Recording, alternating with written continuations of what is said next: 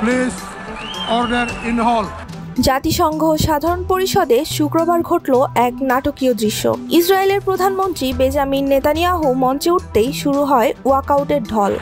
Please order in the hall. একের পর এক কূটনৈতিক প্রতিনিধি হল ছাড়তে থাকেন।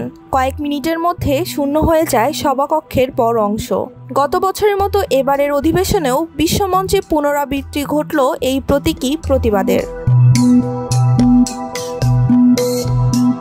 তবে ছবিটা একপেশে ছিল না।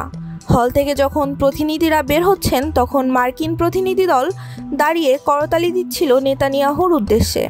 নীরব মুখে সেই দৃশ্য দেখছিলেন ইসরায়েলি প্রধানমন্ত্রী। অন্যদিকে ব্রাজিলীয় প্রতিনিধি দলকে দেখা যায় ঐতিহ্যবাহী ফিলিস্তিনি কেফিয়া পরে, যা আরেকটি শক্তিশালী বার্তা।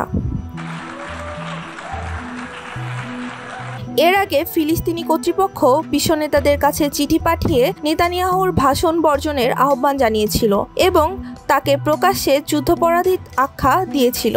এখন প্রশ্ন দাঁড়ায়, জাতিসংঘের এই ওয়াকআউট কি সত্যি বিশ্ব জনমতকে ফিলিস্তিনের পক্ষে আরও স্পষ্টভাবে দাঁড় করাবে, নাকি ইসরায়েলের মিত্রশক্তিগুলোই শেষ পর্যন্ত কূটনৈতিক ভারসাম্য ধরে রাখবে?